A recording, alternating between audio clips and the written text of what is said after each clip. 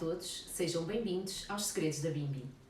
Eu sou a Liliana e estamos aqui para vos apresentar diversas receitas feitas na nossa amiga Bimbi. A receita de hoje é pão com sementes. Os ingredientes são 500 gramas de farinha, 400 gramas de água, 20 gramas de fermento fresco padeiro e 100 gramas de sementes. Nós optamos por fazer uma mistura. Em casa pode escolher as que desejar. E depois, por final, sal a gosto. Vamos bimbar?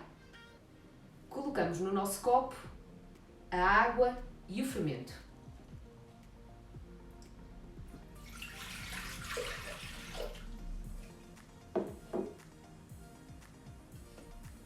E vamos programar 2 minutos, 37 graus, velocidade 2.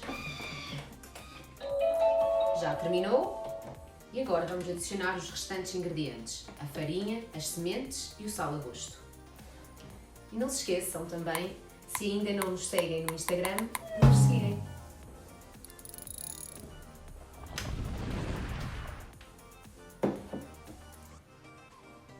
Caso já tenham experimentado fazer alguma das receitas aqui demonstradas, nós gostaríamos também de ver o resultado final, por isso coloquem uma foto, se puderem, na nossa página de Facebook.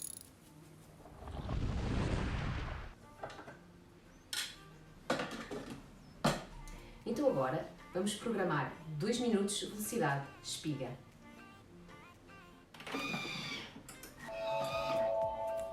A nossa massa já está amassada, vamos então verificar. Como podem ver, está perfeita.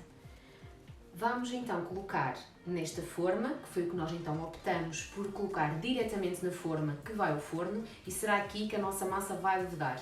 No mínimo 30 minutos ou até dobrar de volume.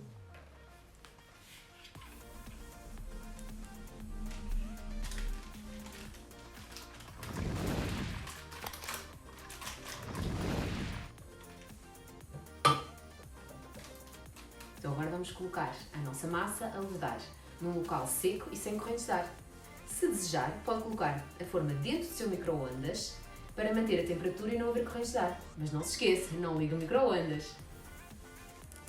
Após ter levedado, está aqui a nossa massa. Vamos colocar algumas sementes para decorar. Entretanto, já coloquei o nosso forno em pré-aquecimento a 200 graus para ele estar bem quente. Vamos levar ao forno 30 minutos à temperatura de 200 graus. E o nosso pão já acabou de cozer, vamos agora desenformá-lo e colocá-lo a arrefecer por cima desta rede.